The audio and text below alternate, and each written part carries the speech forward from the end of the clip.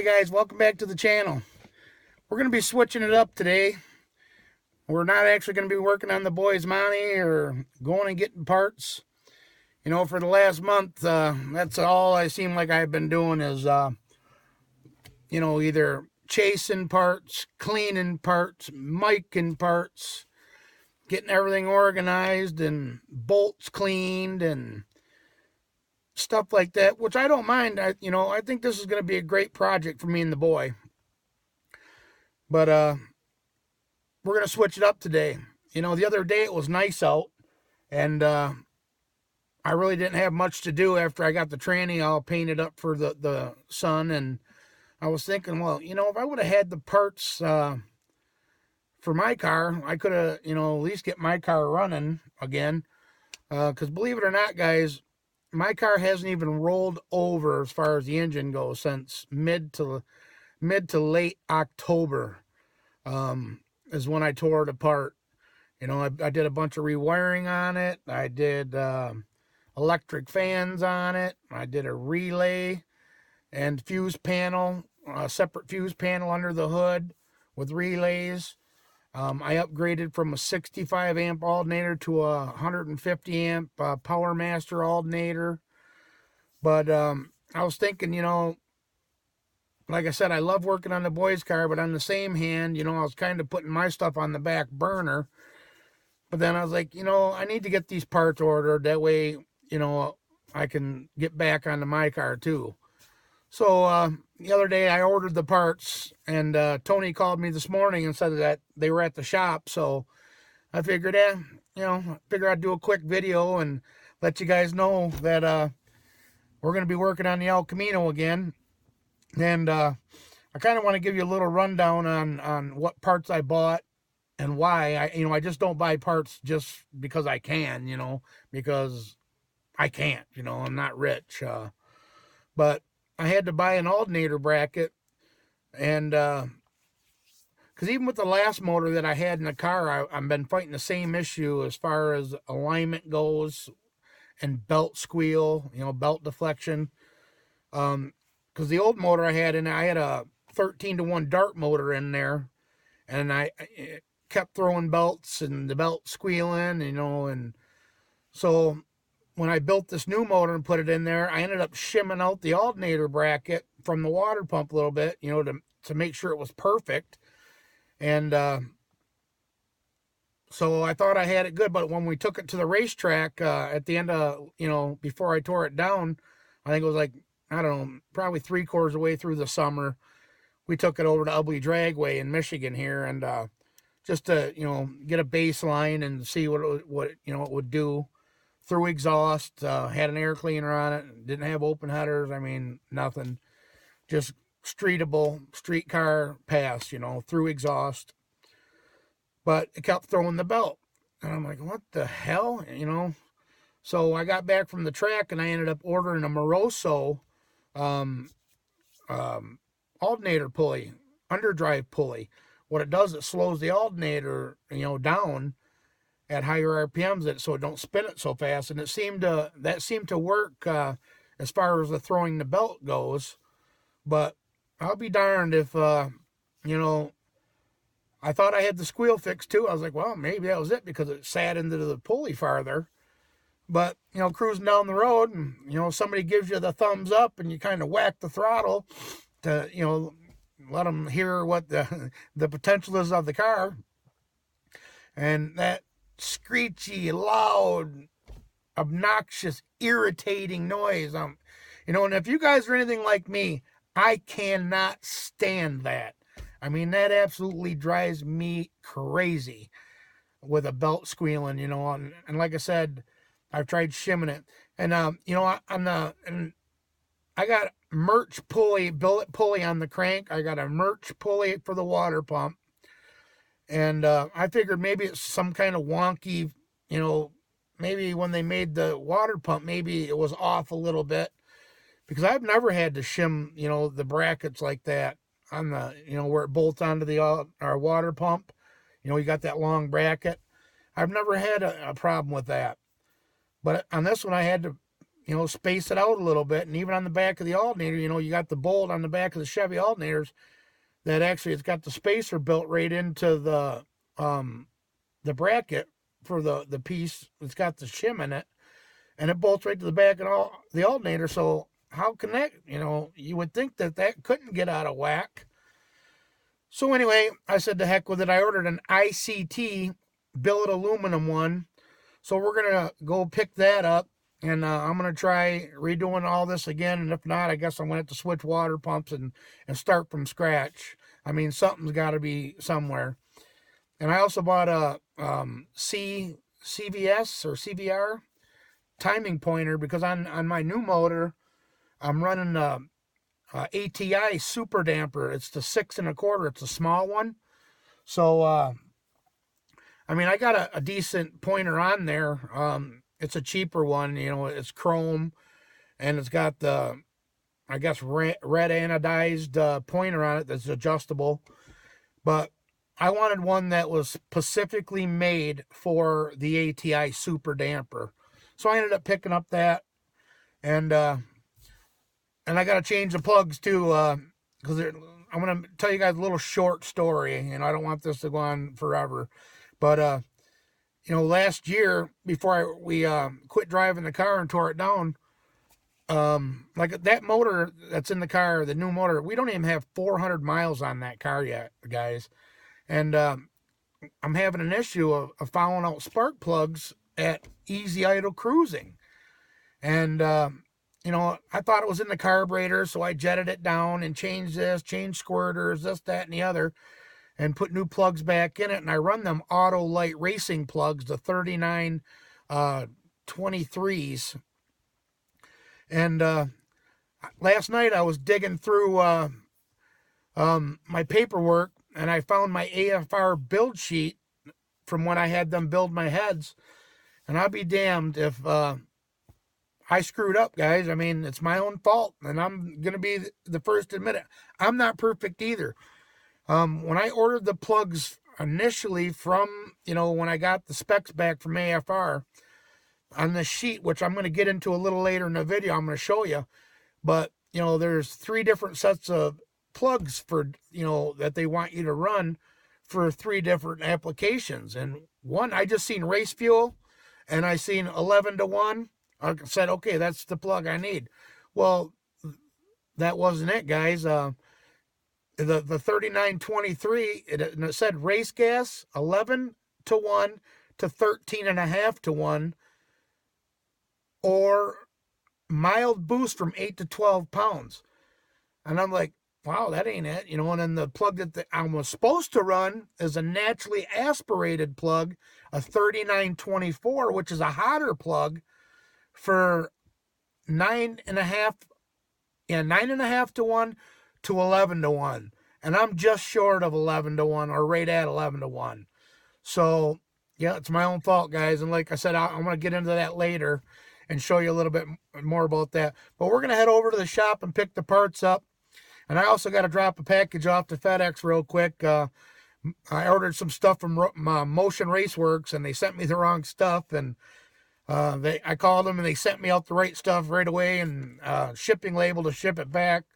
So I got to stop there and drop this package off to ship back to them, and then make a quick run over to the hardware store and pick up some 4 to 6 gauge wiring for the wire in this new alternator.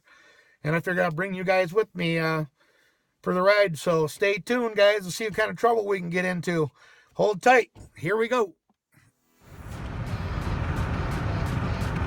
We got that taken care of, guys. We got the part picked up.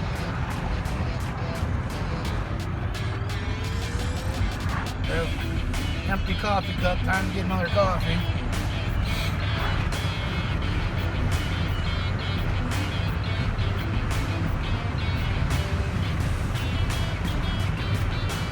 Gotta watch the pedestrians walking. Now there's the part right there.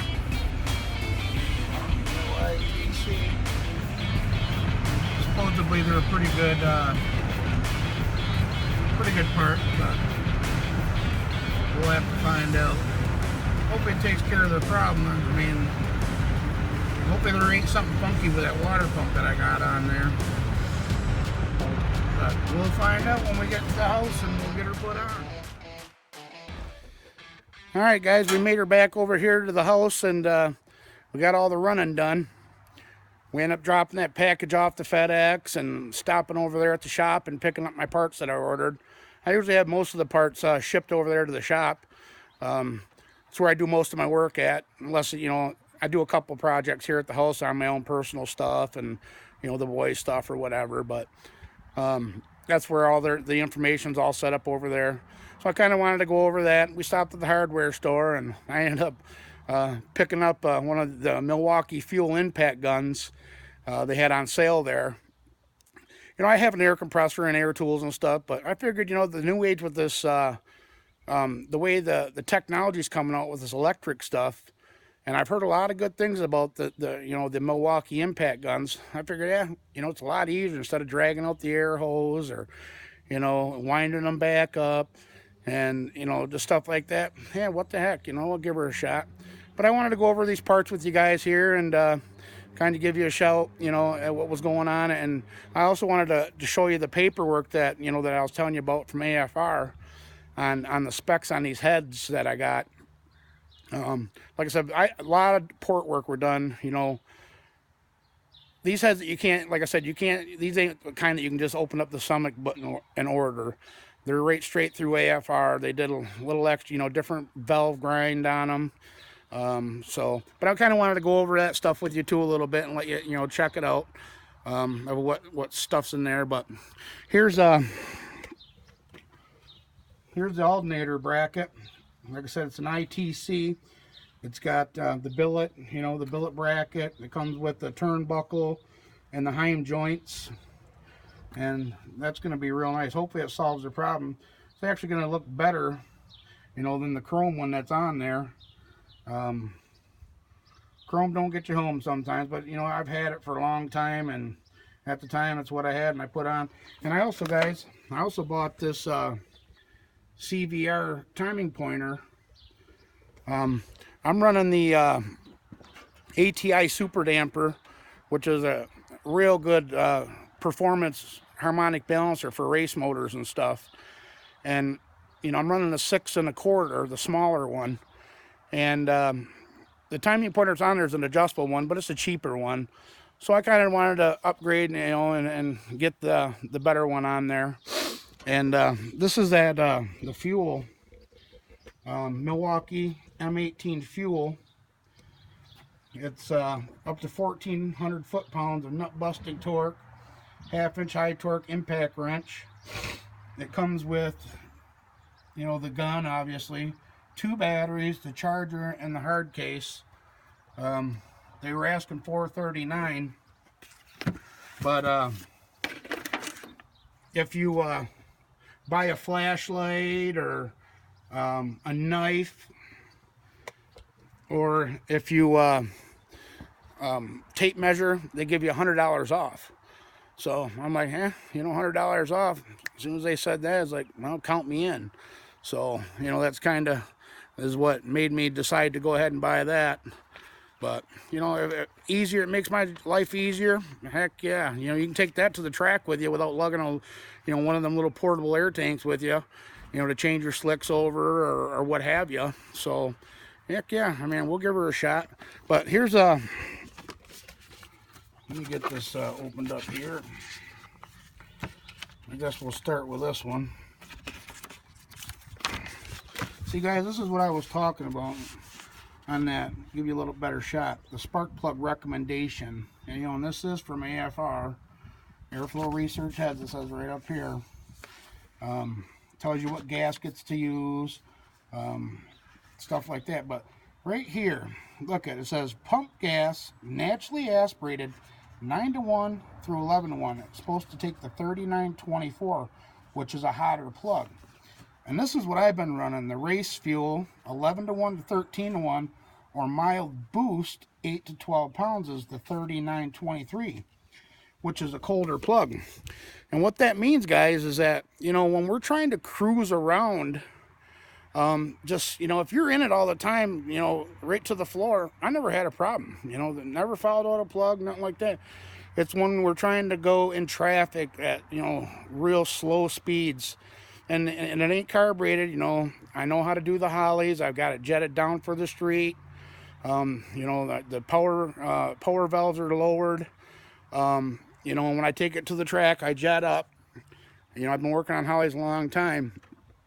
And I bet you any money, once I put that hotter plug in it, that's going to help burn that fuel at lower RPM.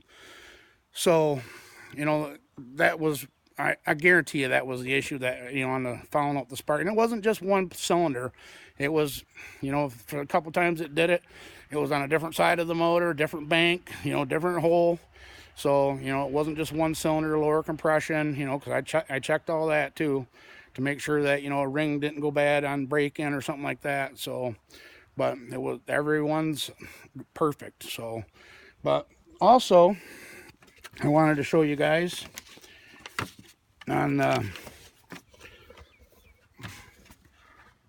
valve spring specifications. See, I had them upgrade from the solid roller, the AFR 8000. I had to do had them put the 801s in it, which yellow stripe. I confirmed it when the heads came in. It's got the 1.550 OD, 0.780 ID, 250 at 200, 762 at 120, and that's your installed height and spring pressure.